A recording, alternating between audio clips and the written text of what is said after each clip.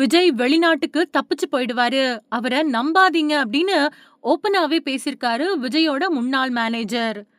விஜய் நடிப்புல உருவாயிருக்கக்கூடிய ஜனநாயகன் படம் போன ஜனவரி மாசமே ரிலீஸ் ஆயிருக்க வேண்டியது.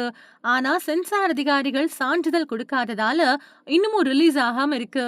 இப்போ ரிவைசிங் கமிட்டிக்கு படம் போயிருந்தாலும் கூட எப்போ ரிலீஸ் ஆகும் அப்படிங்கிறது உறுதியா தெரியல.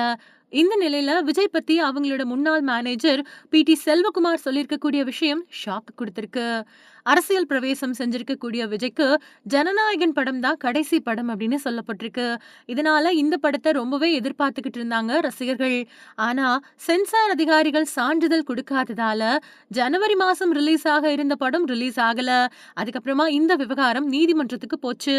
நீதிமன்றம் சாதகமான தீர்ப்பு கொடுக்கும் அப்படின்னு எதிர்பார்த்தா அதுவும் நடக்கல. நீதிமன்றத்துல சாதகமான தீர்ப்பு வர்றதுக்கு லேட் ஆகுமோ அப்படின்னு பயந்த கேவிஎன் நிறுவனம் வழக்க வாபஸ் வாங்கிடுச்சு. வாபஸ் வாங்கின கையோட மறு தணிக்கைக்கும் படத்தை அனுப்பியிருக்கு. ஆனா மறு தணிக்கைக்கான அதிகாரிகள் இன்னமும் படத்தை பார்க்கல அப்படின்னு சொல்லப்படுது. அதனால பிப்ரவரி மாசத்துலயாவது படம் ரிலீஸ் ஆகுமா அப்படிங்கிற கேள்வியும் அவரோட ரசிகர்கள் கிட்ட எழுந்திருக்கு. அவரு அரசியல் கட்சி ஆரம்பிச்சப்பவே ஜனநாயகன் படத்துக்கு கண்டிப்பா தடங்கள் வரும் அப்படின்னு தான் எதிர்பார்த்தோம். ஆனா இவ்வளவு பெரிய தடங்கள் வரும் அப்படின்னு நினைக்கவே இல்ல அப்படின்னு சொல்றாங்க தளபதி ரசிகர்கள்.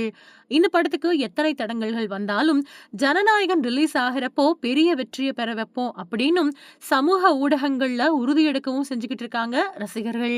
அது மட்டும் இல்லாம இப்போ அவரை படுத்தக்கூடிய அரசியல்வாதிகளுக்கு வரக்கூடிய தேர்தல்ல பதிலடி கொடுக்கவும் திட்டம் தீட்டியிருக்காங்க. அதன் காரணமா தேர்தல் பணிகள்லயும் படு மும்முரமா இறங்கியிருக்காங்க. விஜயும் எப்படியாவது தமிழ்நாடு சட்டப்பேரவை தேர்தல்ல பெரிய தாக்கத்தை ஏற்படுத்திடணும் அப்படிங்கிறதுக்காக உழைச்சிட்டு வரதாவும் அவருக்கு நெருக்கமானவங்க சொல்றாங்க. இந்த நிலையில விஜய பத்தி அவரோட முன்னாள் மேனேஜர் பி.டி. செல்வகுமார் பேசியிருக்கக்கூடிய விஷயம் ஷாக் கொடுத்திருக்கு. அவரு சமீபத்துல பேசுறப்போ விஜய் ஒரு துரோகி, செங்கோட்டையன் ஒரு ஊழல்வாதி, இளைஞர்கள் விஜய நம்பி பணத்தை செலவு செய்யாதீங்க, தேர்தல்ல தோத்து போனா விஜய் வெளிநாட்டுக்கு தப்பிச்சு ஓடிடுவாரு, அவருக்கு தோல்வி பிடிக்காது, தோற்ற படத்தோட தயாரிப்பாளர் வந்தாலே வீட்டுக்குள்ள சேர்க்க மாட்டாரு, நான் இல்ல அப்படின்னு சொல்லிடுங்க அப்படின்னு சொல்லிட்டு ஒளிஞ்சு நின்னுக்குவாரு அப்படின்னு சொல்லியிருக்கிறாரு. விஜய் கிட்ட செல்வகுமார் பல வருஷங்களா மேனேஜரா இருந்ததோட மட்டும் இல்லாம புலி படத்தை தயாரிக்கவும் செஞ்சாரு.